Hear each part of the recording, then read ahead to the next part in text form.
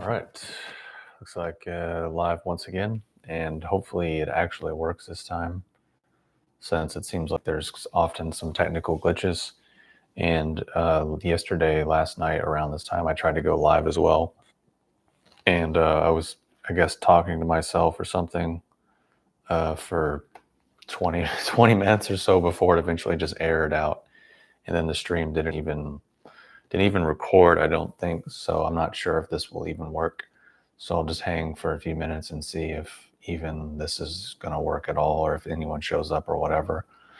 But basically, what I wanted to do and why I wanted to come on now is to sort of circle back and encapsulate a lot of the stuff that I've talked about over the last 15 years, I guess it's been at this point, which is kind of hard to believe, and really show the consistent underlying theme across all of it, and also how that for some reason over the course of time has, number one, confused a lot of people, two, offended a lot of people, and three, had a lot of people say, oh, you're wrong, or why are you talking about this, or it doesn't make sense, or what have you. So hey Matt, thanks for showing up, appreciate the tuning in. But there's a few things that I've already written out that I'll go over, but I just want to circle back to this core idea, which is, if we go back over the last few years, I've talked a lot about sort of identity politics and psychology stuff and various interpersonal dynamics, right? And when I was first starting to talk about it, and even still, people will still kind of scratch their head and think, oh, why are you talking about this? It doesn't make sense. Or they'll have some fallacy type response where, oh, well, no one I know is like this. I don't know what you're talking about. Well, I had breakfast this morning, so clearly no one in the world is starving, and I don't know why you're talking about this. Like, okay, that's fair. Or they'll have another response like, oh, you must be very traumatized. Oh, you must have all this repressed emotion, and that's why you're talking about this. I think both of those are untrue and ultimately deflection, and usually reveal the small-mindedness of the person saying it, because there is an objective world. There are things that people know, and sometimes I talk about things that I actually don't even really personally care about, and I'll arrive at positions that maybe I don't even want to. Maybe I don't even like those positions. It just happened to be where intellectual consistency and logical consistency and actual data and information and observable reality led to. So basically, what I'm talking about, and even just over the last few years, why I was talking about those things, is because now we're seeing even more manifestations of it in terms of people that for sure live in the Western countries. The destabilization of the society, the erosion of the fabric of the society is coming from specifically the things that I talked about. And the people that are doing it are behaving in the ways that I mapped out, using the behaviors and the responses and the dynamics and mechanics that I mapped out. Why did I do that? Well, for one, clarity and understanding. Because if you don't understand what something is and where it came from and how it came to be and how it functions, then you don't understand it, which means you probably have never thought about it, which means you're probably just repeating something or just emotionally reacting. So to me, I would prefer to understand things if I'm going to interact or deal with it, or it's going to be a thing in the world, which it absolutely is. And if you don't see that, or you don't think it's a relevant thing, or it doesn't affect you, then I tip my hat to you. But for basically everyone else that lives in society, especially these societies and cultures, it's a real thing. And it's a real thing according to basically every single measurable sociological metric, economic metric, mental health metric that you can look at. And it's something that's going to have really broad spread negative effects, which is, I say that because people say, well, why do you care so much? Why are you so worried about it? Why are you so serious? Why are you thinking so much? Just relax. Just don't just forget about it, just whatever. It's like, well, that is certainly an option. That is certainly a response. However, over the next 10, 20, 30, 40 years, i.e. the rest of the time that most of us will be alive, these things are going to keep playing out. You can see it already in cultures or like Japan, South Korea, and a bunch of other societies where their birth rates are cratering and they're having a lot of issues. And people are like, oh, don't worry about it. Just be happy. Just think good thoughts, be compassionate, say good prayers, be nice to people. And, just, tunnel vision and make yourself comfortable, indulge all of your emotions and all your desires, and just don't worry about it. It's like, okay, well, I respect everyone's right to do that. It just doesn't mean that that thing's going to go away. It just means we're choosing to ignore it or not invest any time or energy into it, which is, again, everyone's choice. I'm just explaining why I talked about things, why I've explained it, and how from the beginning people were like, oh, who cares? It doesn't matter. It's not real. And I'm telling you, oh, it's real. And we're seeing it. And we're seeing it every single day. And we're seeing it accelerate at rates that really no one could probably have even imagined. So we have the option of getting caught up in that stress, or we have the option of being rooted in clarity and understanding, which is a very different thing, which is more empowering for individuals because it's based in truth and reality and understanding, which is empowerment, which is a more functional place to live, which is why I get confused, because that's what I've essentially been talking about for 15 years. So when I make a video about that, clearly laying out exactly how to have more of that thing, and then people say, why are you talking about this? Who are you to talk about this? Why do you care? And it's like, what do you mean? This has been the thesis of the channel for 15 years. So I'm more confused at, it's like if I went to a NASCAR race and I was like, why are they just driving around in circles? Why are there cars on a track and people cheering? I don't get it.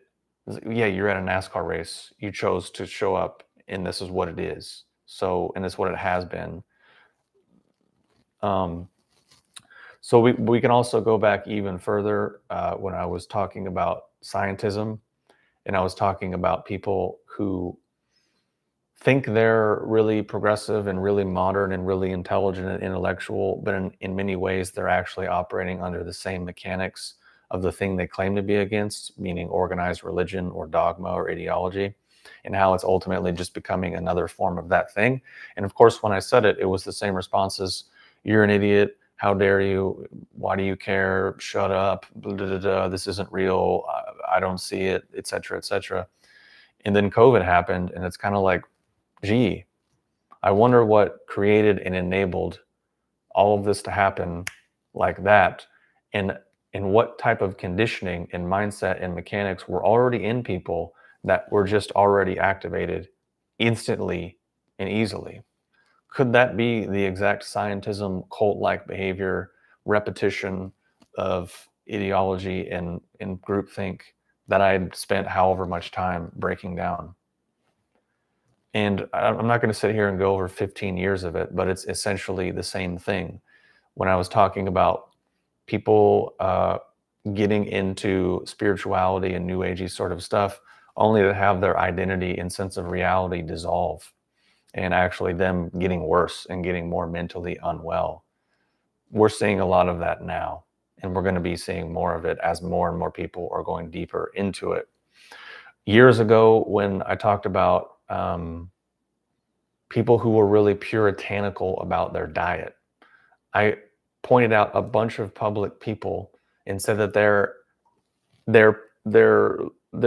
presentation to the world is that they're the spiritual, open-minded, non-denominational, conscious, raw living being or whatever. And what I said was, actually, they're just a conservative Christian. That's their operating system. The puritanicalism, the salvationism, the dogma, the ideology, the self-flagellation, all of those things is the same programming. And then some years later, pretty much all of those people came out as Christians or became Trump supporters or went like right-wing political, or many of them went to the other extreme where now they're raw carnivores or all these things. when it's like, that's exactly what would follow if the the mechanics and the programming that I laid out and illustrated were in place. Which what I call that is understanding and clarity and a degree of discernment, being able to accurately label what something is. But for a lot of people, that's rude, offensive, hostile, mean, harsh, critical, judgmental, etc. And then that's when personal attacks and insults and death threats and violent threats and all this crazy stuff that comes from being on the internet, from just saying things that are very basically and obviously true. So the underlying thing of all of that, which I'm not going to rehash 15 years of 1,000 videos, is basically just applying consistent principles and scrutiny and intellectual curiosity and honesty to every single endeavor, even if it's internal arts or Chinese medicine or whatever. That's ultimately it. That's where it comes from. That's all it is, just applied to so many different things. And I can understand how that's confusing for some people, because usually what people do is, this is the ideology, this is the program, and we're just gonna rock it and just do this one thing and then establish this us versus them mindset, or this sort of ammunition for people's flimsy identities, which is ultimately what a lot of this stuff ends up being and becoming. Because ultimately these things aren't in actual service of genuine principles or genuine frameworks. They're distorted and broken down into just serving people's base desires, serving their lowest aims, but giving them the social outlet of convincing themselves and others that the opposite is true. It doesn't matter if they're a Christian conservative or a liberal progressive atheist. It's the same thing. Because how and why it's the same thing is because who you actually are as a person on the inside, your actual character, the actual quality and substance of your heart and your actions, have nothing to do with any of those things. And this is the biggest thing that people get backwards. They get reversed. They think, I'm a good person because I go to a building that everyone says is special, when in actuality it's just a building. Or people that do Qigong or Tai Chi think, I'm special because I hold my arms in a special position, and this special position has all these amazing benefits. And it's like, it doesn't actually. It's just putting your arms in a position. Because why would this position or this position, if it's just all about positions, be better than this position, or this one? I mean, it's patently absurd if you just spend 90 seconds or 2 minutes and take it through any degree of logical progression. Because it's just people getting everything a bit reversed. And this is ultimately, I think, the core thesis of mostly everything that I've been talking about on this channel, but also since even I was a little kid. And I don't know why necessarily, and I don't place any particular elevated status to it. It's just something that came naturally, that entertains me and allows me to understand things in the world, and that's it. And that was the whole thesis of the channel in the first place, is share things that maybe I worked through or sorted through to hopefully pay it forward to a degree, so that can empower people with models and ways of looking at things and understanding things that could hopefully be more useful to them, so that maybe they wouldn't have to waste the time and the energy being wrong about things or making mistakes or suffering or whatever it was to do so. And that's pretty much it. So if people don't want to hear it or don't agree, I actually don't care, because there's no reason to, and there's no foundation to do so, because I'm not other people, and there's no law, there's no rule about you have to believe or trust or follow anything. I think that's weird. I think another adult making another adult responsible for them is weird. And I don't think it's healthy, but that's what a lot of people want. They want to find someone else and then make them responsible for themselves, outsource their agency, outsource their autonomy, their accountability, their responsibility, and which I've talked about in previous live streams about plausible deniability and such. And I understand the impulse. I understand the urge. We all have it to an extent because we're all human.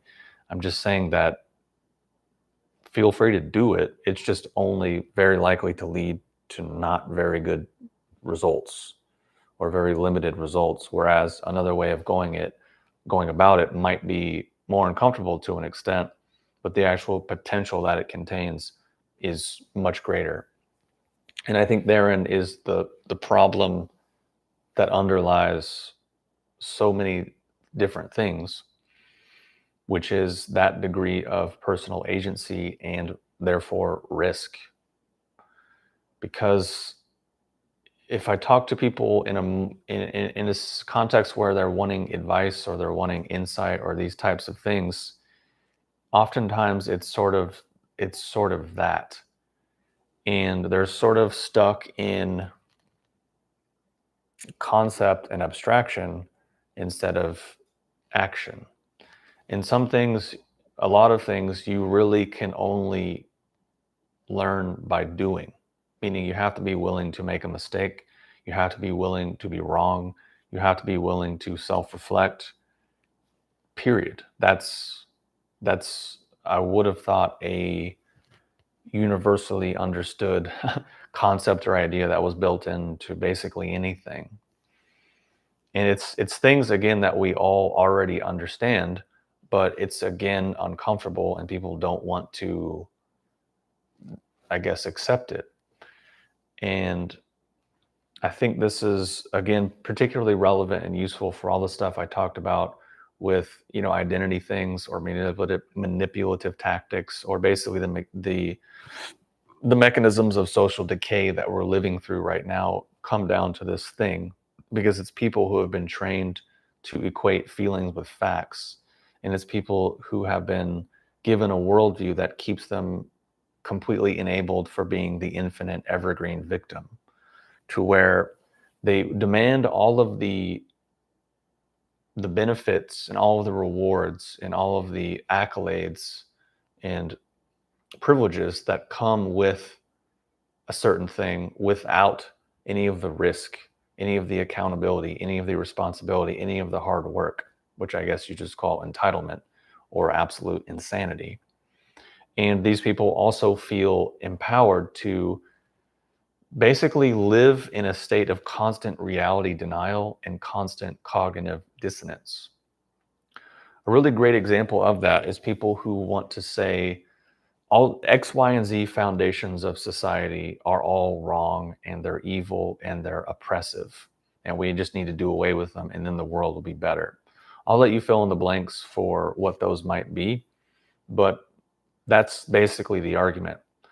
But that argument is inherently self-defeating, because the fact that they can make that argument publicly, confidently, even though it's extremely divorced from reality and they don't know it and other people don't call it out, therefore negates their argument completely. It's a 100% self-own, because the only way they're able to do that and make the argument and make that claim is because it's untrue, is because those fabrics and those foundations actually do work and have worked and created a stable, functional society and created enough prosperity and created a world so that they can have the freedom to do so, the ability to do so, the platform to do so, without actual negative consequence, without actually having to deal with it, and without actually having to really stand for it and genuinely believe it. They just get to perform it and get rewarded by their groupthink, and mostly everyone else is just sort of like, okay, yeah, whatever. And the thing is, so many of the claims of their worldview can easily be completely disproven within 30 seconds of just basic logical scrutiny. Pretty much all of it. So you have a person who's living, like I said, in complete reality denial, in utter cognitive dissonance. who basically the only way you can do that is to have to erode truth and reality and objectivity. And that's when you have to say, well, everything's relative and subjective. Basically, in other words, whatever I feel to be true in that moment is just true. And I can always change it whenever I want, because that allows me to coerce and control other people.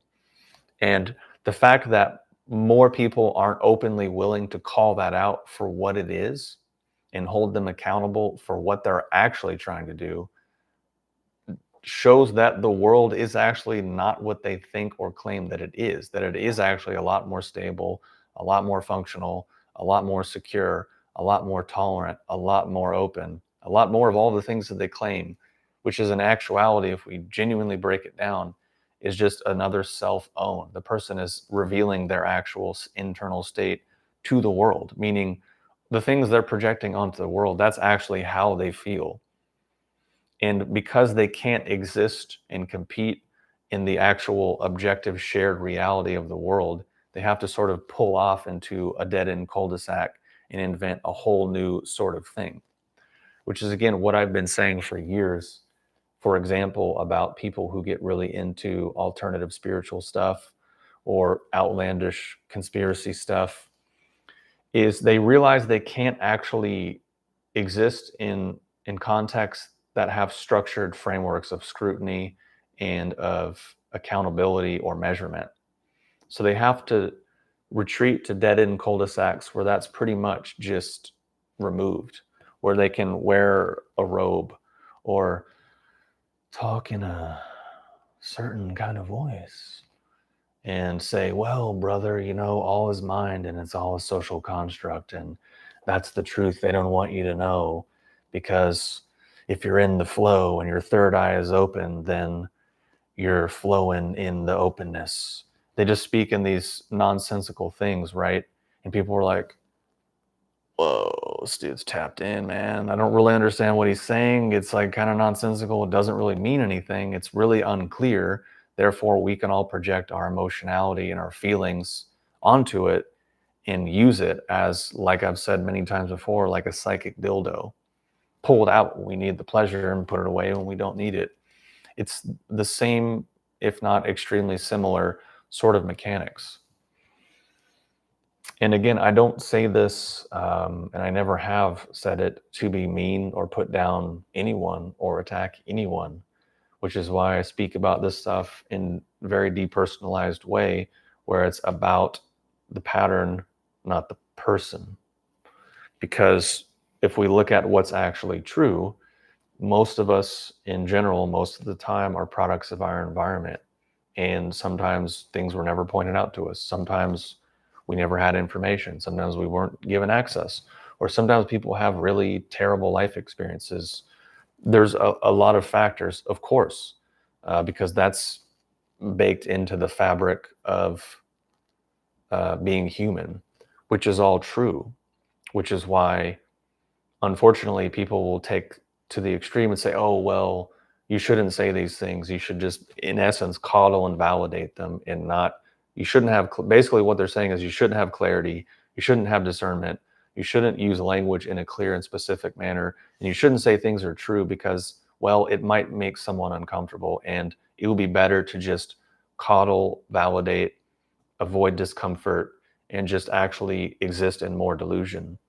Which, again, I would say, I think in sort of, what's the word? In psychological, whatever jargon, there's what they call enabling.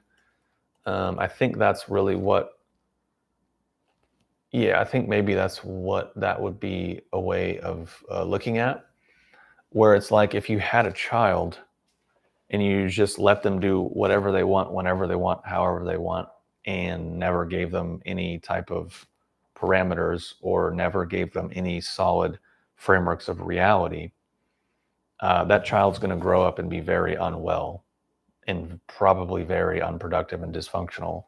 And coincidentally, that's in essence what a lot of parents have done. And we're seeing the effects of it now in terms of soft parenting and all this kinds of things. Because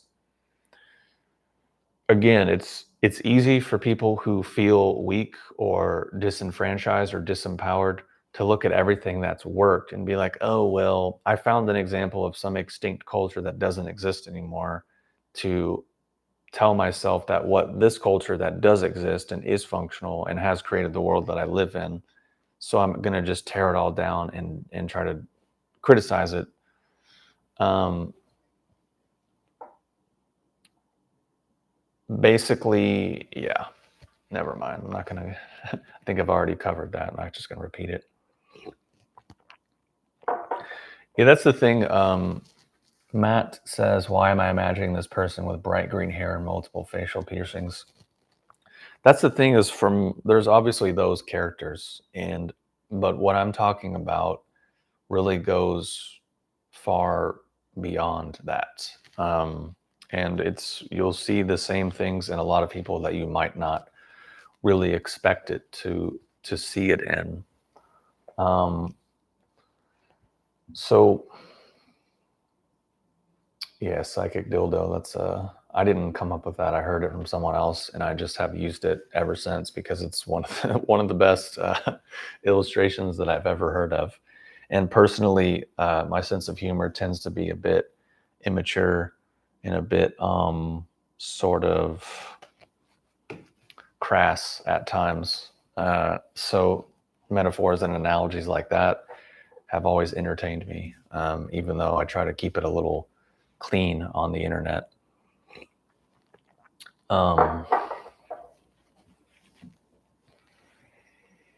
So yeah.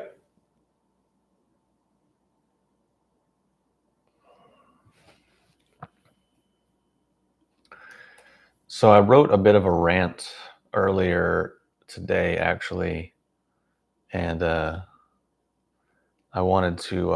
I can read it now. I think I put it on Facebook, but I also think that it might resonate here because of just the YouTube channel. And I think in the past, people have enjoyed some of those more ranty videos. So if you'll indulge, I will go ahead and read this. It's not very long, but oftentimes someone is so committed to being against something because they themselves are actually that thing. And sometimes someone becomes so against something that they end up becoming the very thing that they claim to be against. And ultimately, what ends up happening is complex issues become tribal identity markers instead of problems to solve pragmatically.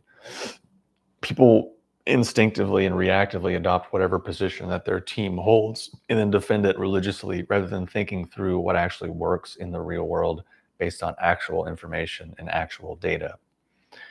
And personally speaking, it's tiresome. After 41 years of observing it, it's tiresome. It's predictable. It's formulaic. And yeah, it's tiresome. That's just me ad-libbing. That's actually not what I said. It's tiresome watching the same intellectually dishonest arguments play out over and over again while obvious solutions get ignored.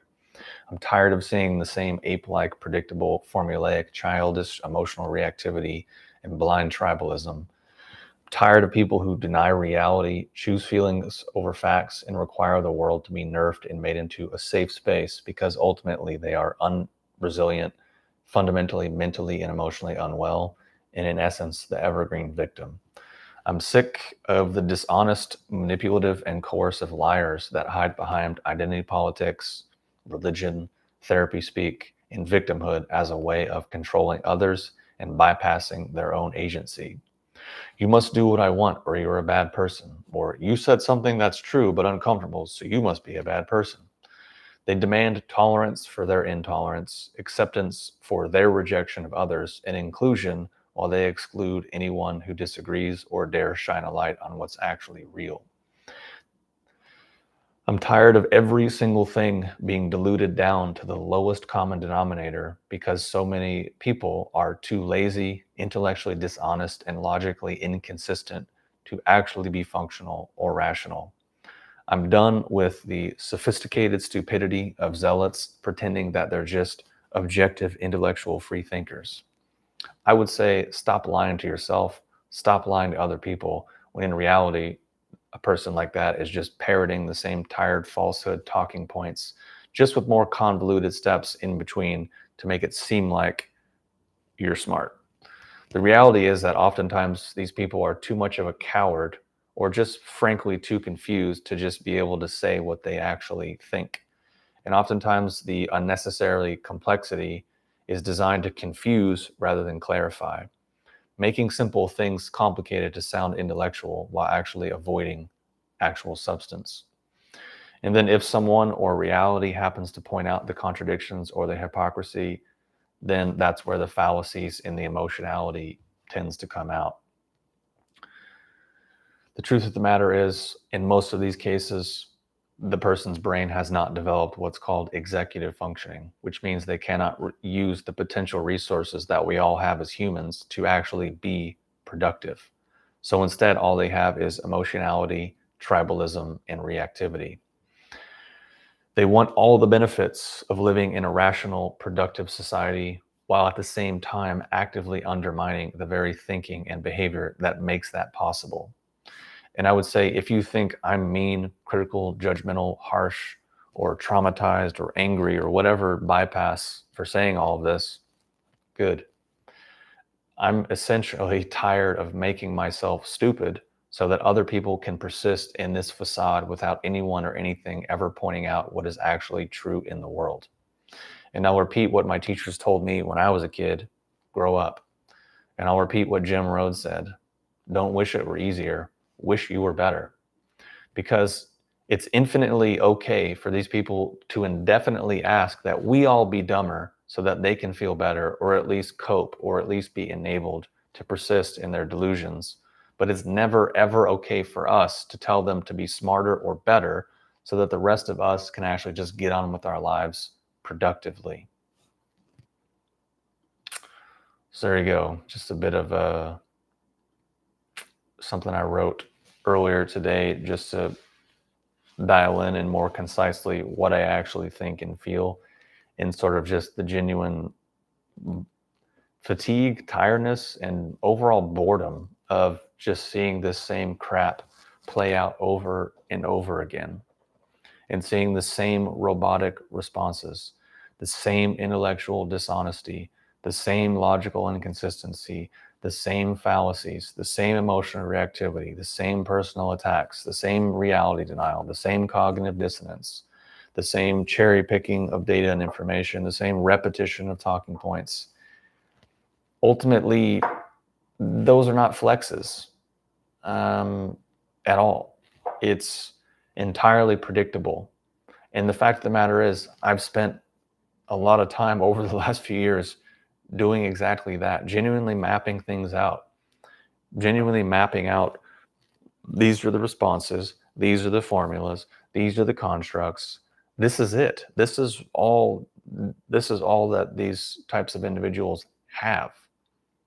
This is what they think. This is how and why they think that way and believe and act that way. And then these are the predictable outcomes. And then more often than not, those prove to be accurate. But if I say that, then it's again more of the same. Oh, you're an asshole. Oh, you're arrogant. Oh, you think you're smart. Oh, you think this. Oh, you're fill in the blank of personal attack. Not really. It's what I said before. It's just the rudiments, the basics of logic, the basics of intellectual honesty and consistency, and just following things through and applying basic structures in observable reality, independent of discomfort and emotion, and just seeing where things go, regardless of what I might wish were true. Because there's a lot of things that I personally wish were true, things that I wish were a different way that aren't. There's a lot of things that I say or arrive at that I don't actually want to, but it just happens to be that's where things go, and it happens to be true. Even if I don't like it, even if it makes me feel bad, it's still true. So just at a certain point, I just personally am kind of over it. And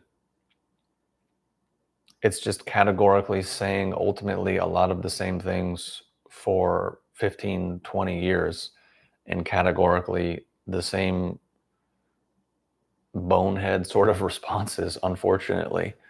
The silver lining being having this channel and actually being able to connect and interact with people who are obviously not that way. But if you've tuned into live streams before, you know exactly what I'm talking about, because usually there'll be at least one or two people who will just kind of do a drive-by of exactly like what I'm talking about. And but it'll be so surreal, and it's like, dude, like it just couldn't be any better. And countless Facebook posts of articles or of different things where it's like a certain thing will be laid out, and then people will comment and do that exact thing. I don't know.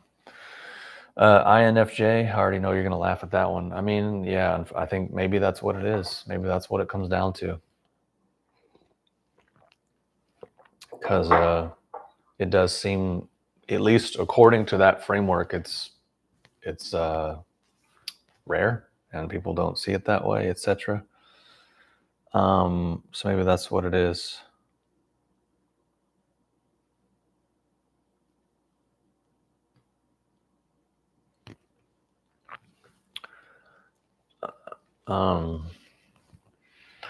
But it's just really what's happened in the world now for a lot of different reasons is that dysfunctional, unintelligent, immature people have been given a much larger voice than they ever have had before, and been empowered with a bunch of empty language, whether it's therapy speak or, identity politics or relativism or subjectivity or spiritual new age jargon. And the fact of the matter is, pretty much everyone just goes along with it. There's never really any clarity or discernment in really any of it. And that's having, I think, widespread a really negative effect, because it's shifting things basically like idiocracy, where actually people who are intelligent, or at least functional, productive, normal people, are sort of getting brought down and hindered, because this, whatever percentage that it is, 80%, 85%, because I was actually talking to, for what it's worth, ChatGPT about this. And I'm like, well, based on everything you know, what would you estimate the percentage of the population in America would be, which would function in this kind of feelings equals facts, tribalism, reactivity sort of thing, versus people who actually function according to being actually functional, or being genuinely developed in their executive functioning?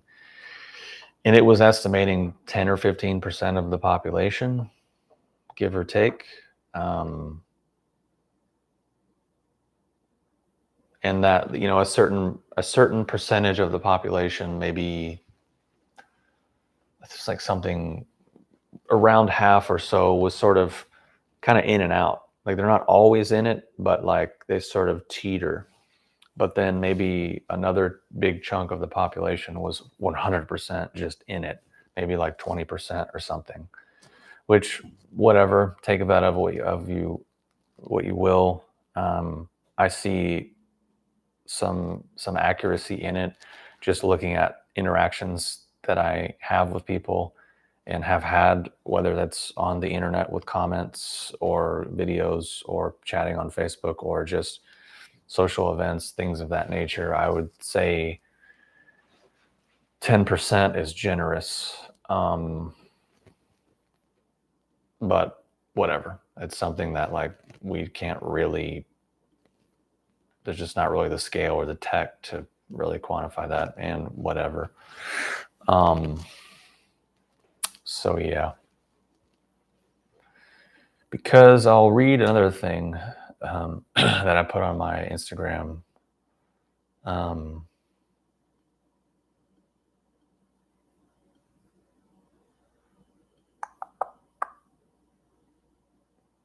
If I can remember how to do it. It's funny for someone who's allegedly, oh, here we go. Oh, wait. Hold on. Basically, it's a succinct way of describing what I was saying earlier, which is for a lot of the stuff, if you strip away the language games and the theory, what you're left with is a power play disguised as liberation. So the first tenet being no fixed truth, which that basically equals no accountability. Because if everything is true and nothing is true, then no one can ever actually be wrong, which means that no one can actually be held to any type of standard, no matter how contradictory or harmful their actions might be. And that leads to number two, which is constantly moving the goalposts, which is in actuality perpetual leverage. Because if the standard shifts every time someone meets it, then you can basically keep them chasing it forever. Because it's ultimately not about solving a problem, it's about keeping control. And then third, emotion over principle, which that gives people built-in veto power at any time, because they can say, oh, I feel unsafe, or that word harms me, which that then becomes a sort of trump card that overrides logic, facts, or any type of mutual negotiation. Ultimately, it's manipulative because it pretends to be about freedom or care, but what it actually is, and what it actually does, is dissolve the shared reality so that that person or a group defining the narrative gets to be the arbiter of what's actually acceptable in that moment. Which is just a succinct way of kind of saying what I've been saying, and also what I've said many times in videos over the years. In essence, for these people, they also give themselves moral immunity through constant victim framing, because they can claim that they're oppressed or traumatized or some other blanket term, which then gives them the power to be immune from any type of scrutiny or any type of standards, because any pushback can be dismissed as violence or triggering or reactionary backlash, which basically shields whatever their ideology or narrative is from any degree of scrutiny. Which again goes back to what I was saying, is the reason why people can actually do those things and many times argue for the destruction of the core social structures is because they're so safe, materially comfortable, and culturally insulated that they actually face no real danger for doing so. And that's unfortunately the uncomfortable truth and actual reality of what's going on with those people and what they're doing. And it provides really a simple, straightforward model to really be able to predict outcomes and responses. And that's how you can sort of ascertain the validity of what it is, which I guess for some people is a really revolutionary concept. But again, it's the fabric of the world we live in. If it wasn't, then this wouldn't be happening right now, because then you'll get the people will be like, oh, well, we can't really know what's true, or how do you know that? Because to an ant. Or is math really real? Because if we weren't here, then math wouldn't exist. And it's like, well, the fact that we're on a computer that's running on math and we have a world that is here is sort of proof that what you're saying is complete and utter insane bullshit through and through. If I put it in the harshest, well, not the harshest, but a harsher sort of tonality, that's exactly what it is. And these are people who are usually so self-unaware that they'll contradict themselves 90 seconds ago. For example, I recently had a conversation with a friend who had just had surgery. For example, tell me about the surgery, which surgery, if you're using anesthesia, I mean, that's math, that's science, that's truth, that's objective reality, that's repeatable. And then 90 seconds later, they're telling me about how, oh, we can't really know what's true. I mean, you can find a study for anything. You just can't know. And I'm thinking, well, you just don't like what I said, it's made you uncomfortable to some degree, but also your entire reality and your life experience is the opposite. But the only reason that you can say this patently false thing is because of everything that you claim is not true or real, which is why I'm saying the cognitive dissonance and the removal from reality is genuinely impressive. And it just comes down, more often than not, it just comes down to, that's yucky. Which is why very often those people will use emotional based character attacks, or they'll be like, oh, well, it's interesting. Sounds like you have some unprocessed trauma there. Sounds like the reason why you're saying that is because it's bothering you, or you have this emotionality, or you're angry, or you're agitated, or you're traumatized. And that's why you're saying it. Maybe you need to process and look into that because it's just a thing. And it's like, well, or maybe it's saying it because it's actually a real thing in the world. It would be like, oh, 2 + 2 = 4. But is it though? Is there more to that? I mean, could the reason why you keep using numbers or logic, could it be that actually you're just really traumatized and emotional? And could it be the fact that you're calm and you're not angry, you have no visible signs of anger or hostility? And the way you treat people and your relationships and this, even the conversation now, there's no evidence, but could there be? And you just don't know it, and it's completely invisible. And there's no evidence for it other than the fact that you're talking about something like 2 + 2 = 4. And it doesn't matter that like the whole world and tons of other people also engage with 2 + 2 = 4, and it's genuinely not your idea. It's something you just got. So maybe it's invalid then. It's like, or you could just say, that's yucky. I don't want to deal with it. Just say that. It's more quick and easy and straightforward and relatable, and also truer, because now you're speaking about something that's actually real and true, which is, I heard something that I don't like and it made me feel bad. Okay, that's at least real and true. So just be adult or mature enough or functional enough to just say that, rather than inventing a whole bunch of lies and falsehoods and or character attacks or fallacies or pivots, or basically just a bunch of slipperiness, which again even happens in comments. You can see things that people will comment and be like, oh, you must be like, they invent these ideas that like, oh, your relationships must be like this, or you must be this way in the world. And I'm thinking, you don't know me at all. You're just hearing something that you're putting basically yourself onto, and there's this huge vacuum that's being spoken of about nothing, which I could understand if I was like screaming or yelling, or perhaps videos a decade ago when I was swearing a lot and I was super sarcastic and sort of just making fun of things. Yeah, that's, you could say for sure, yeah, that makes sense. There's at least something there, because, and it's also not hidden, it's genuinely obvious. Like, how is it insightful? I don't understand how people are like, someone if someone's genuinely agitated or genuinely swearing a lot, being super sarcastic, and just obviously being hyperbolic and making fun of things. It'd be like going to a comedy show and it's a crass, over the top comic, and then someone is like, hey, I don't know if you're aware of this, but you're like exaggerating things and being hyperbolic, and things aren't really as extreme as what you're talking about. It's not like that. And you just want to say, are you not familiar with the pretense of comedy or making a point?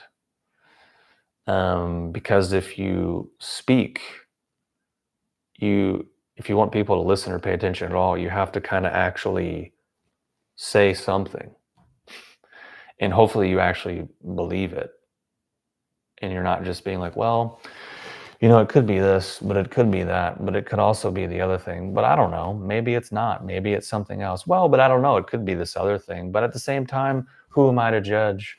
Could be something else. Could be relatively this. Could be subjectively that. We don't know. Yeah, right. I mean, who knows, right? It's all up in the air and it's all subjective. And who are we to know and who are we to judge? And yeah, I don't know about this thing. I thought about it, but then I thought, why would I think about that? Because of this other thing. But then why would I think about that? Because of the other thing. And why would I think about it? So it's like I don't. It's clear when people say those things. That's actually how the inside of themselves probably is. And they can't understand that other people might not actually be that way. Like there are people who just observe things in the world and map patterns and understand things.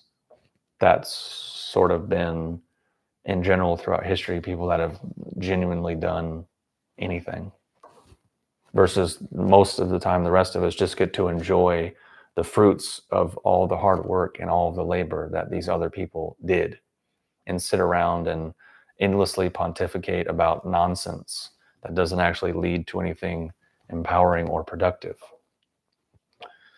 Um,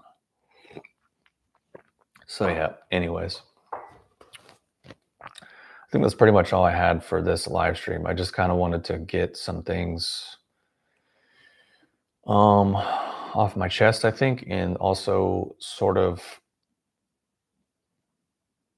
read over some of those posts that I had done, because I know in the past people had enjoyed some of the more ranty style content,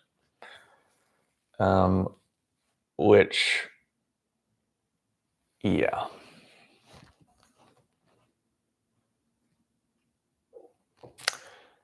Anyways, if there's any questions or people want to, anyone in the chat, I haven't even looked at it. But if there's anything in the chat or any questions or whatever, feel free to drop it in. Otherwise, I'll go eat dinner soon. I just hope or intend that some of the stuff that I'm saying could at least be useful in some capacity, because as people and many things in the world go a bit crazy, all you can really do is control what you can control and try to be more clear and try to be more straightforward and more rooted and grounded and stable within yourself,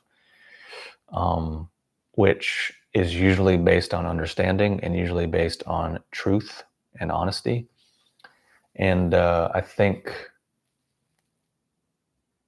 that really gets into a much bigger thing, which is, over time, I think you really see what people are actually genuinely valued and orientated towards. For example, if I talk about this channel again and myself, basically over the last 15 years or so, I would say that certain things have changed and evolved, and what I'm saying and how I'm saying it is not what it was throughout the course of time, whether it's subject matter, focus, whatever. It's been some variation. And why I say that is because there's also other, online people who are genuinely saying the same exact thing they were saying 15 years ago. Like, without a doubt, hasn't changed, hasn't evolved, hasn't grown, hasn't developed. And, which is cool. It seems like they've in many ways been successful. So I have no real issue about it. It's just seems odd to me that if a person talks about growth and development or cultivation or improvement or healing or whatever, but they haven't actually exhibited any of those qualities over time, then I just wonder, well, what are they doing and what do they actually mean by those terms? Because like I said, usually it becomes like kind of Johnny one note sort of thing, where a great example is I just recently saw people that when I was into raw food, into raw foodism like 20 years ago, there's people that I recently saw pop up and looked at them online, and 20 years ago they were saying exactly what they're saying now, doing exactly what they're saying now, and just sort of waking up every day and repeating the same sort of stuff. And honestly, if I'm being mean, they in many ways look worse. Skinnier, emaciated, kind of just like there's this haziness in their eyes. That, for example, if you've ever been around really elderly people and they're just kind of like they're sort of on the way out and their chi is just real low, there's like a haziness in their eyes, and it's sort of like, I can't even do it, I don't even know, but if you can see it in people. And it was like these raw food people had that haziness, that just sort of I don't know exactly what we would call that in Chinese medicine, but not good, not vitality. But then for 15, 20 years, that's what they stand for, is vitality and personal growth and healing in this lifestyle that is very clearly not holding up in reality. And again, I don't say that to put anyone down. That's people's free right to do whatever they want. And just using it as the point of illustrating to what people are actually orientated around and what they actually value is usually revealed over time. And that's how you know what someone is and who someone is, because everyone knows this. This is why you get to know people. This is why people date and court, is to get to know someone under a variety of circumstances to establish, oh, this is who they are. And you get to know them. Like, that's an obvious thing we all understand. So my point is, if someone's been all about personal growth or consciousness or all these things, but after 15, 20 years, there's genuinely nothing to show for it, then you can kind of draw your own conclusions about the validity of that thing. And because I've been in this for, the better part of 20 years at this point, been able to see it and been able to also look back at old, really cringy videos and realize that's, in essence, a lot of the stuff that I was saying has been proven to be true over the course of time, which was the thesis of the live stream. Because it's usually I say things and people are kind of like, I don't know, why are you talking about this? Doesn't seem relevant, doesn't seem useful, or you're mean. But the thing is like, I just, at a certain point, it's talk about other people and be a mean, judgmental asshole, or talk about yourself and then be a narcissist or an egotistical, arrogant, whatever. So I'm not sure how else to talk about human life other than that, other than just using another option, which is what a lot of people do, is just use really vague, nonsensical terms like, well, if we all just followed our bliss and opened ourselves to the infinite love within inside of ourselves, and just lived closer to nature, and just kept it real, then I think that's really the path forward for all of us. But the thing is, that doesn't mean anything at all, because if we line up 100 people, we will never be able to agree on any real standard or any real anything, because it's all just ultimately based on whatever people feel, whatever their emotions are, which is what I was saying about coddling and validation and enabling, which is not growth. It might be, in some instances, in the short term, a stepping stone, because maybe people are so, like I said, have a bad experience or have something going on in their lives and they need that, which is great. I have no issue with that, and I highly encourage it, because we're all human beings and we do have an emotional nature to us, and we do also have this like animal baseline thing to us that needs comfort and stability in order for us to function. That's a given. What I'm saying is there's plenty of other people that will do that. In essence, most of the industry, most of what people are doing is that. And personally, I would rather try to do something a little different or offer something a little bit unique. And that's also for myself. That's also what I would want, because personally, what I value is some degree of truth and honesty and personal growth and learning and understanding. So I would think in some small capacity that's been illustrated over the course of 15 to 20 years, whatever.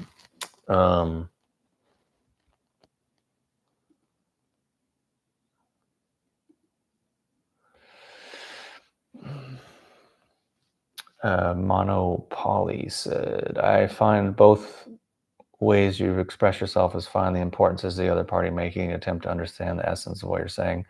Yeah, I mean, some people just don't listen, can't listen, and just like I said, react emotionally. Also, by the way, I don't know if I've ever said this on the stream. I haven't. And also, someone, Citizen, asked if I'm still playing music. So I will say, if people are not familiar with Monopoly, I would recommend checking out their music. And I can't remember the name of the album, but I started listening to it like 10 years ago or so. And it's been saved in my Spotify and my YouTube music, and I listen to it. Or when I did listen to music, I listened to it quite a lot. So shout out to Monopoly. I meant to say this a while ago, but now that you're on the stream, so anyone who likes music or likes electronic music, definitely look up Monopoly. And Golden Skies, that's what it is. That's the one. That was like the first, I guess it's like it came out in 2014 or somewhere thereabouts. But yeah, definitely. Yeah, it looks like 2014. I think that's when I started listening to it as well. So anyways, really good album. Highly recommend it.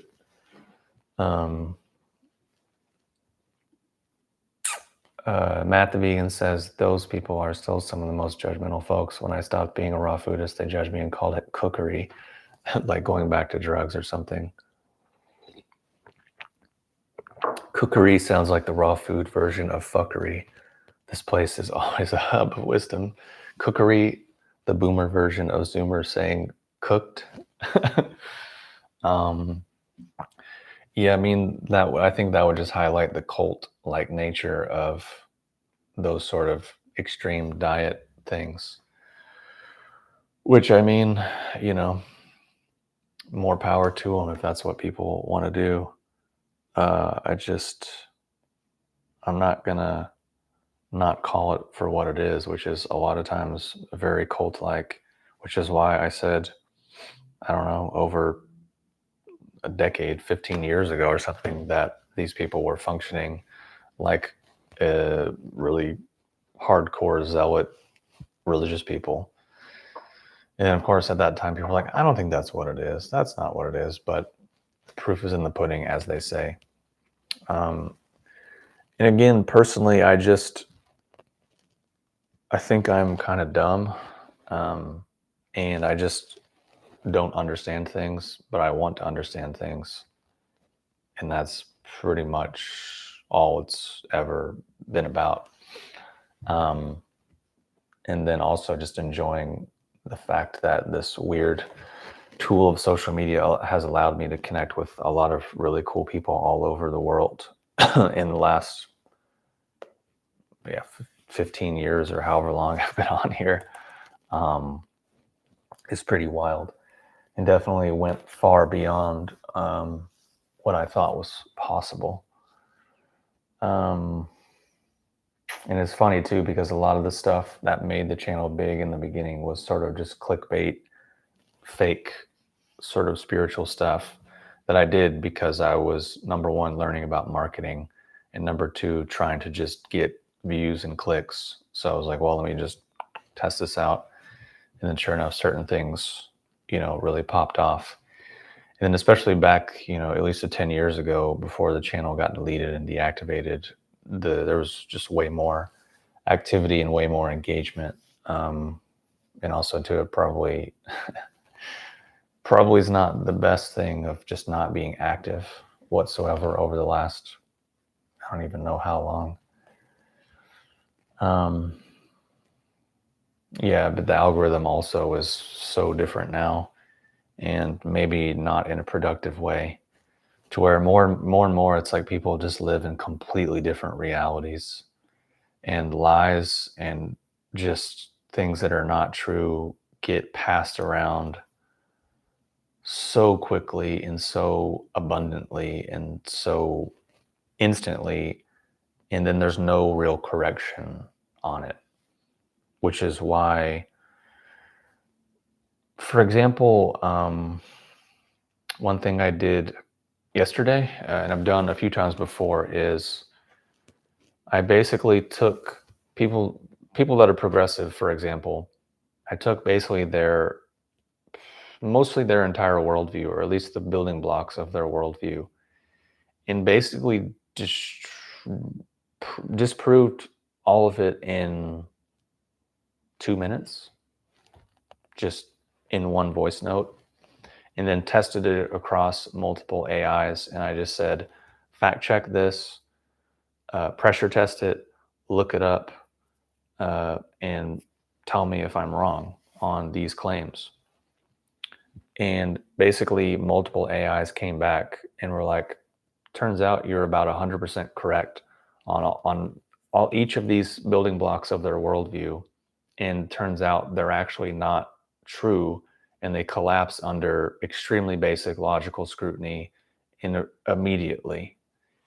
And it's funny because I then even asked the AI, I'm like, well, yeah, but you're programmed the opposite way on all these topics. And they were like, yeah, I do actually lean these ways. And I've experimented and talked about certain things about multiple AIs, and they're all certainly programmed with certain narratives in mind. And I actually got Claude, for example, to tell me exactly how it's programmed on specific topics, and exactly how it's programmed and where it's meant to lead people. But then also, if it was objective and actually just followed what's really true, where it would end up on those subjects. And it was very distinct.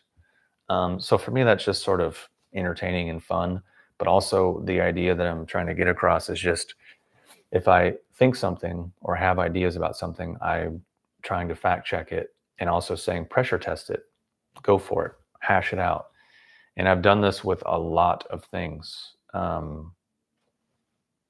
are, let's just say, hotbed popular topics these days, and a pretty high success rate, not 100%, but 90 something percent success rate on things that go against common wisdom and knowledge that people just take for granted, but then again collapses and falls apart under very basic scrutiny, very basic logical consistency. If you want an example of this, can give you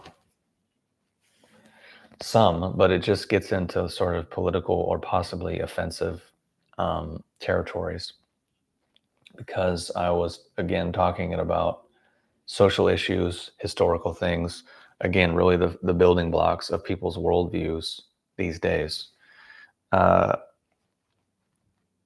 So yeah, I don't know if I really want to go over it or post it, but maybe I'll put it on my Substack eventually. I've done some stuff already, just basically exposing the media bias and the predictable repetitive formula.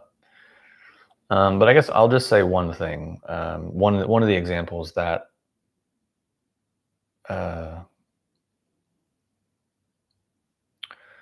climate change, for example,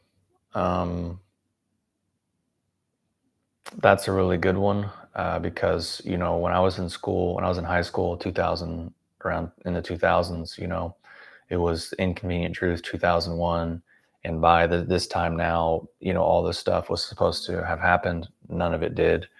And also, when I was in elementary school, I remember the global cooling and the ice age that was going to happen if we didn't change, which never did. And just hundreds and hundreds and hundreds of things that were claimed that genuinely never happened. So I broke down the whole thing about carbon, and how in actuality that whole mindset, worldview, philosophy was a collaboration between British Petroleum and a really famous marketing institute, where they spent hundreds of millions of dollars coming up with this concept to, in essence, figure out how to profit from their waste byproduct. Meaning, if you have an ecosystem, wouldn't you want to profit from every single angle of it? And if you're them, then yeah, you would. So you need to create a new way to profit from it. I did it about climate change and basically got the AIs to agree that it was basically patently false. Did the same thing with electric cars, that it was just patently absurd and false and just based on a bunch of absurd premises that people just swallow without even questioning, that again that fail under basic logical scrutiny and just observable reality.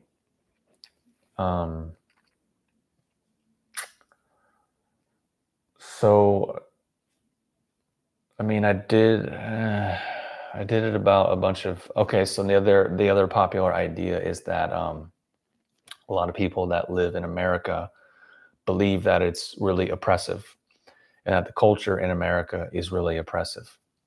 And same goes for basically 10 of the 200 or so countries on the planet.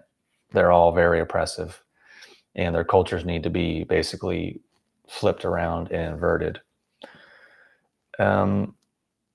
The hard contradictory part of that is that, number one, if those cultures were actually that oppressive, people wouldn't be able to openly call for the downfall of all the structures that built the society. And number two, you wouldn't see that those countries that are believed to be the most oppressive are the ones that categorically pretty much everyone in the world is trying to, not everyone in the world, but millions and millions of people are trying to flock and get into. You wouldn't see that. It wouldn't exist. Furthermore, those societies also wouldn't be the only ones that were founded based on the principles of, kind of democratic ideals, equality, etc. So there's just numerous easily observable facts that just contradict those claims. But again, people are not very intelligent, so it's either one or the other. It's either all the way this or it's all the way that, which is not really the way to go about it. And it's just too much complexity, I think, for a lot of people to process because of everything I've talked about in the live stream. But it's also just categorically false. So basically what ends up happening is you realize that a lot of people have core pillars of their identity and their worldview that are completely untrue, that are not remotely accurate as evidenced by anything that we can actually observe and verify in the course of human history. And that their worldview is ultimately a self-own, meaning the very fact that the world is the way that it is contradicts their worldview. And it's usually not a coincidence that those people also have a lot of mental and emotional illness and instability. They need therapy, they need drugs, they need psychiatric medications, they need constant validation. They're usually very agitated, very defensive, very hostile, very unwilling to entertain anything that's not within their worldview, which is more evidence of fragility. Because if you're actually really structured and secure in yourself, you can entertain and hear a lot of information from a lot of different perspectives, and it's fine, which is something that people, I think, overlook and just frankly don't understand. For example, for a long time, Amsterdam in particular was seen as sort of like very progressive and liberal because they had legalized prostitution to an extent, and same thing with drugs to an extent. So people will assume, oh, the culture there must just be so open and progressive and, hippies partying and people doing all this kinds of thing. And then it's like San Francisco, and Berkeley in the 60s, man. But the thing is, the only way that is able to be tolerated is because the society is so structured, so functional, so conservative and traditional in many ways. And people just completely overlook that obvious reality, which is just going back to my point that if you are actually stable and structured within yourself and you actually have a functional worldview, you can entertain a lot of things. You can read information from numerous sources that you might not agree with whatsoever, and it's fine. You're not it's not like an existential threat to you. For example, I even pressure tested this for myself behaviorally. Since I lived in a progressive area, I would go on dates with people or hang out with people who, again, have a worldview that is completely opposite or just really untrue, regardless of where they land on the spectrum. And we would have conversations about things, and they would, whether it's some like super stereotypical kind of progressive feminist angry lady who's lecturing me about male privilege and white privilege and how evil men are and how evil society is and how much she's a victim and how unfortunate her life is and how she's oppressed and how everyone's out to get her and just all this stuff, which is all categorically untrue. But I'm just sitting there calmly engaging with her and talking to her and just trying to understand where she's coming from and why she thinks that. And then, occasionally just asking clarifying questions. For example, she went on this whole thing about how we have to completely invert and flip society and get rid of all of these things and basically just do some like communist revolution. And I just said, okay, well, if we were to do what you want to do, how would you know when it was successful? She's like, well, what do you mean? What are you talking about? I'm like, well, if you're saying we have to go to this extreme to fix this other extreme that you're imagining, then how will you know when you've accomplished it so you can stop being extreme? Because obviously being extreme any which way or the other is obviously not sustainable. And she was like, well, because there won't be any whatever. I'm like, okay, so you have no idea, you've never thought about it, you've never taken it that far, you have nothing there other than vague, oh, well, there'll be complete equality and there won't be any injustice. I'm like, dude, I don't know what fantasy you're living in. I agree, it sounds amazing, but we live in an imperfect world full of imperfect people. And the only thing that's genuinely equal is probably hell, because everyone is there.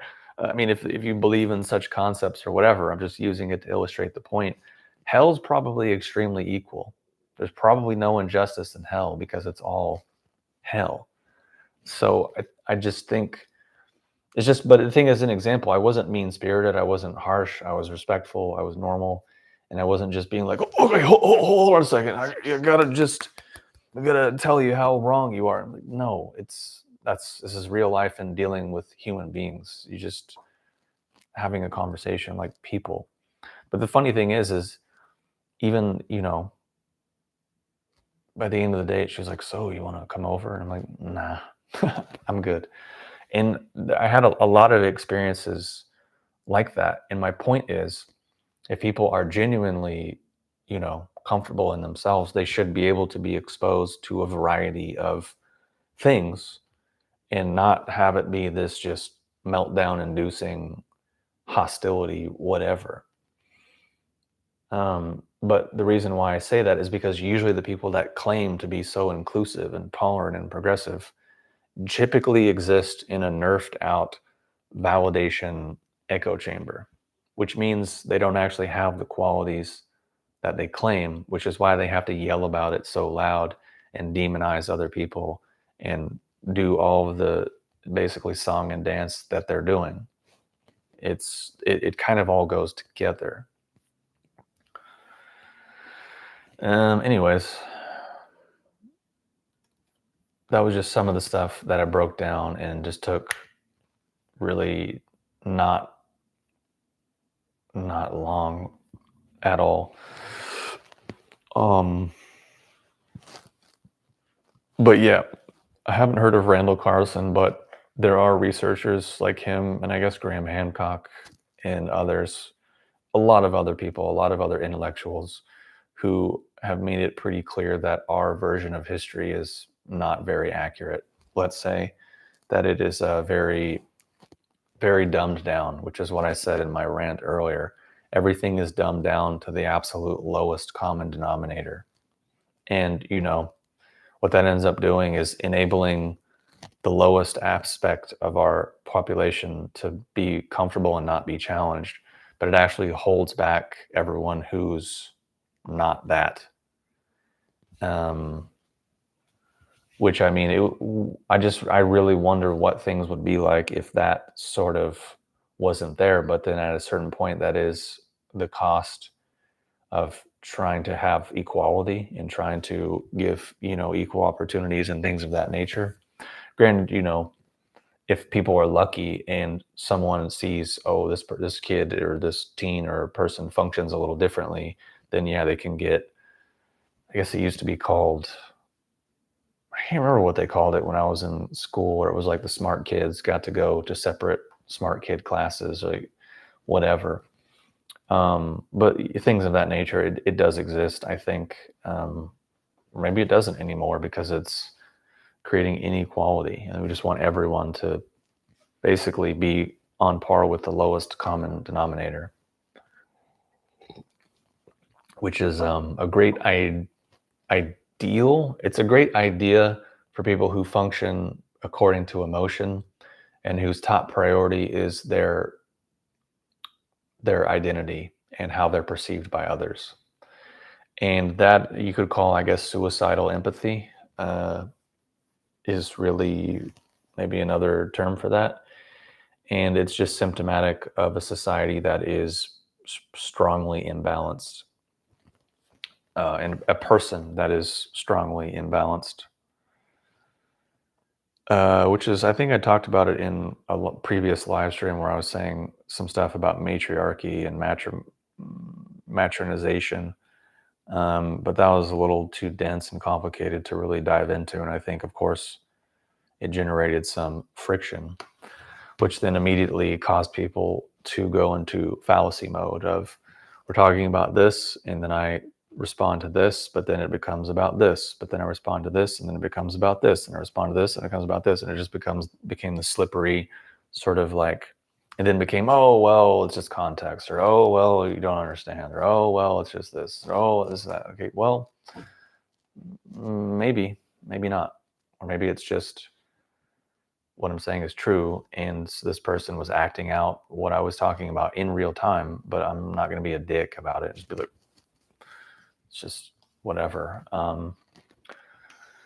Which I think is like a funny misconception. But hold on, let me go in the chat. I haven't looked at it.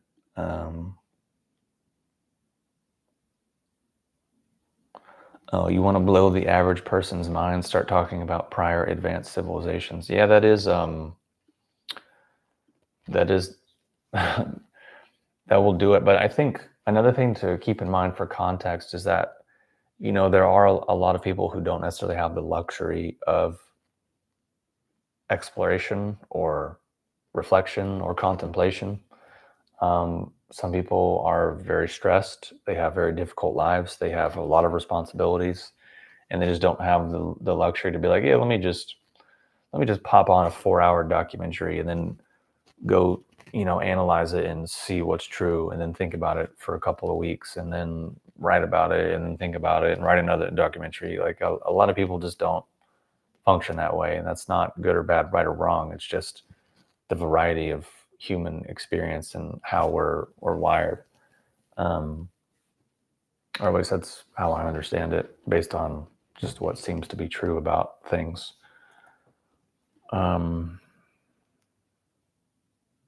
So yeah.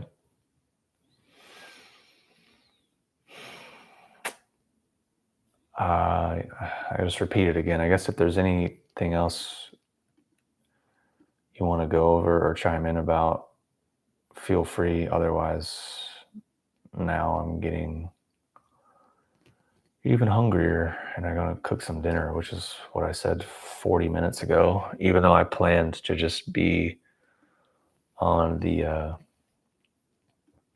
live stream for 20 minutes, but that's how it goes. What's funny is I've experimented quite a lot with how to get Facebook to push my posts more in the algorithm. And lately, what I figured out is if I use an AI generated image of a woman in a bikini, it gets way more views. For example, if I just post a story about a post, it'll get 5 views.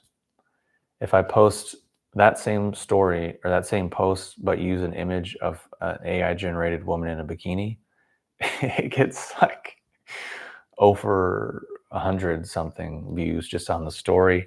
And then the post gets significantly more views. I can't remember exactly the numbers, but 5 compared to 120 or 150. I don't know the math on that, but it's a lot more just from that one change.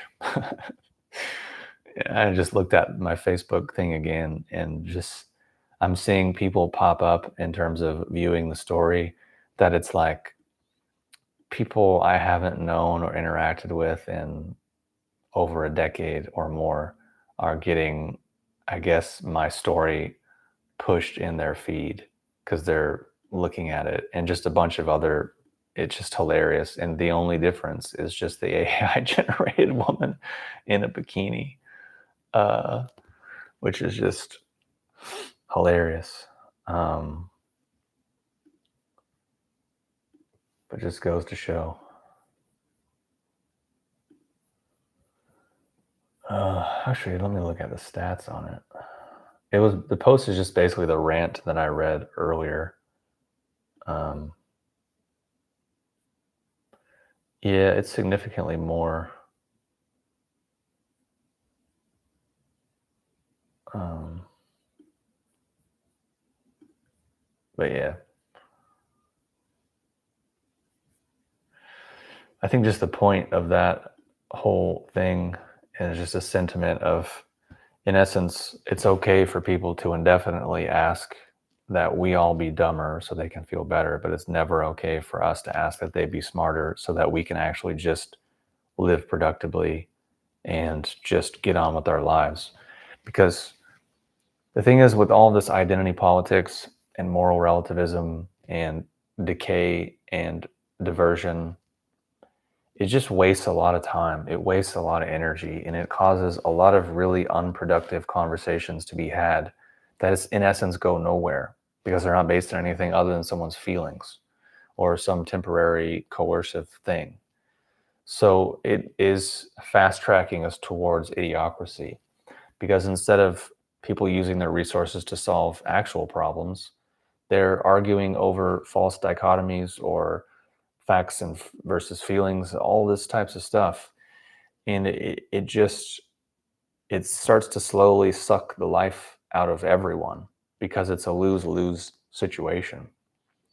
There's nothing useful about it. There's nothing productive that comes from it. It just is based on decay and discord and disarray, which is what this is ultimately what it really comes down to, because it's not necessarily engaging with the actual essence or substance of what's being put forth. It's just basically about someone's feelings about something which might be completely unrelated, which time and time again I've unfortunately spent the time to emotionally work through this stuff with people. And more often than not, it's based in something completely untrue that didn't even happen in reality or wasn't even actually said or meant or implied. It's just something completely unrelated. So then you realize you just spent 2 hours processing emotionally nothing. Just ultimately, which I guess, if you're a child and you just heard that Santa isn't real, okay. But if you're supposedly an adult, this is not a good usage of time. This is a drain. This is a lose-lose. Oh yeah, she said the funnier part is that she is in what looks like a post-apocalyptic setting. Yeah, that's what I did. Just to sort of the juxtaposition of really what I'm talking about in in the post itself. And because again, what I'm saying, the mindsets that I'm talking about, uh, that's where it leads to discord and decay and dysfunction and dystopia. Whether that's inside of someone in their individual world or what happens collectively. This is just what happens and has happened throughout history. So, yeah, which is, again, another easy thing to debunk, because a lot of the stuff that I've been talking about with the relativism or the identity politics, in essence, becomes Marxism, communism repackaged. And ultimately, people who talk about these things in a good light clearly don't know anything about history, have clearly never studied it to any meaningful degree, because that's killed more people than really anything else, and has never actually created the society or the outcomes that it claims to, ever. Because the deeper reality is that it doesn't matter the ism. The reality of the situation is that we're all human, and humans organize themselves in groups and societies in very predictable ways, as we always have. So if we're talking about a political or a social thing, you have to have an ism that enough of the population will buy into, and then you have a small select group that uses that ism to use the useful idiots to allow that group to consolidate more power, influence, control, and resources, which is ironically the exact thing that they claim to be against. Which is, like, if we're talking about communism, they're like, oh, redistributing the wealth, creating equality, uplifting the common folk and the farmer. But that's not the outcome that's really ever been created. Ironically, the only system that created that outcome was the thing they claim to be against, which was capitalism. But then, because people are oftentimes emotionally reactive or simple-minded, they're either on one extreme or the other, where they won't hear or listen to the criticisms from, commies. But then people that are commies don't hear any of the valid things that people who are capitalists might say. So it creates this dumbed down version of an argument that could pretty easily be solved and worked through in 5 or 10 minutes if people were actually operating in good faith and were actually using consistent logic and intellectual parameters. Because obviously there are problems and some degree of inequality and injustice with capitalism. Anyone who denies that would be like insane.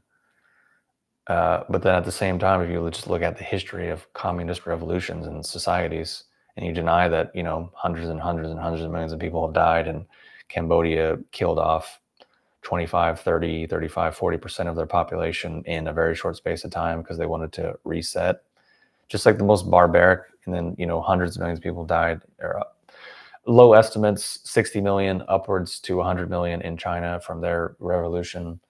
Like, you had people doing the most horrific, horrible things to each other. Just the list goes on, which is also true and valid. So my point is that people can't think clearly and actually figure out what exactly they really stand for and what they're actually really against.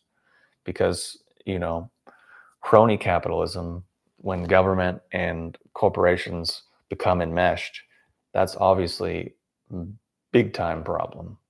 And that's a valid critique, and that's where a lot of people are coming from. And anyone who denies that is not bright. It doesn't matter where you land on the thing. I mean, you can just look at the opioid epidemic that was created in America from Purdue Pharmaceutical and the Oxycodone, whatever, and the cronyism that happened between the FDA and that company, and the absolute lies and deceit and protection and greed and all these things, which speaks for itself and you can look into. And the point that I raised years ago that a lot of people, I think, don't like is this, is it's really easy for people with no power to sit back and be like, well, that's wrong, and if it were me, I wouldn't do that. And I think maybe, But the fact of the matter is, I don't really believe that that's true. Because if I look at people that say that, usually their worldview is based in a bunch of lies and falsehoods. And usually the politicians or people they follow are the same. So I'm thinking, well, clearly your sense of self is not developed to the degree to even be able to discern clearly. So if we just give you a bunch of power and we give you a bunch of resources and we give you a bunch of influence and we also insulate you from the consequences of your actions, what do you think's gonna happen? Probably the same exact outcome, because people make a lot of claims about the world or society or people in power, but they don't actually understand humans. They don't understand history. They don't understand the mechanics that are in all of us. And maybe they assume because they go to a special building once a week that they're somehow absolved of it, which is patently false. Or they think they take, a mushroom or ayahuasca and now they're somehow leapfrogged over that part of themselves. It's not true. They just probably don't have any power, or they're not actually putting the rubber to the road, because it's easy to claim to be above something that you don't do and you've never done and you have no skin in the game. Like, oh, I'd never do that. Yeah, I'm above all that. Yeah, but have you done it? Oh, I mean, no, but I'm definitely above it, and I definitely wouldn't do it if I had those situations. It's like, okay, so yeah, no. Like, it's easy for people to be like, yeah, money, ugh, money's disgusting, ugh. Like, people with money are bad, people are money with evil. And it's like, well, yeah, it's really easy to say when you don't really have any. It's easy to claim you're above it and it's below you when you don't have it. And that can be power of many shapes and sizes. And that's just based on human nature. And history has shown us that it's very rare for a leader or an influencer or a person in a position of power to actually be able to really handle it and be stable and structured above it. I mean, there's countless human parables and countless human stories written about exactly that. This is not a new concept. It's not a new thing. It's been around for as long as we've been around, because it's us. And I think that's sometimes really the problem, is that people don't understand themselves. They don't understand what they actually are. They don't understand what a human being actually is. So then if you don't have that understanding, then you can't really accurately discern and understand or um, forecast. You just have emotionality, reactivity, tribalism. But the fact of the matter is, when you actually do have understanding, you have these things, you actually do start to develop a degree of empowerment, a degree of autonomy, a degree of independence, where you're not actually leaning on the scaffolding, you're not walking with crutches, you're not riding your bike with training wheels. You can actually exist kind of on your own 2 feet based on the resources you have available to yourself as a living human being. Anyways, I'm way off in the weeds now, but Reza said, greetings and cheers. May I ask your take on the every 12-year return of the enemy sign? Horse year coming up is the enemy to my rat sign. I've never heard of that, but it sounds like Chinese astrology. And I'm also year of the rat. Trying to look at it.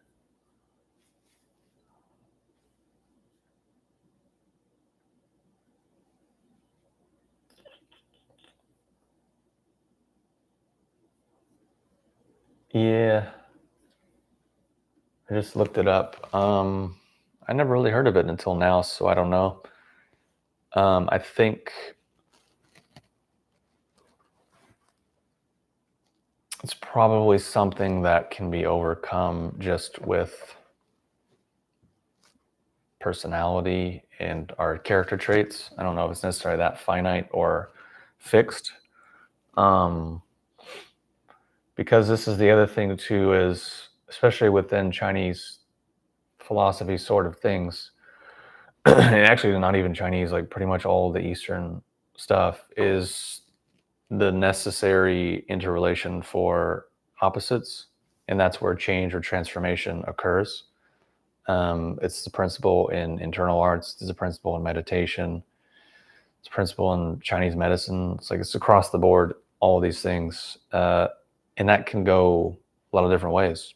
So I think that depends on the mindset and the quality of the person, ultimately, is how those forces might interact. So just off the top of my head, that's what I would say, without being really informed on Chinese astrology at all, other than just knowing a little bit about being a rat, because I'm also a rat, according to that. But yeah, anyways, I'm going to repeat it. I guess third time's a charm. I do need to go, and I'm hungry, and it's getting late, so I need to eat dinner. But I do appreciate everyone that showed up and engaged in the chat, and I do appreciate the thoughtfulness and the thoughtful questions, and the support in whatever capacity, in whatever form over the years. It does mean a lot. I know I'm not really a warm, feely person on here, but I do feel that, and I do appreciate it, and it is certainly something that I'm glad to have. So hopefully tuning in or listening to whatever it is that this is beneficial in some capacity, or at least entertaining. And hope you're doing well wherever you are. And yeah, stay safe, stay healthy. And I'll see you in the next one.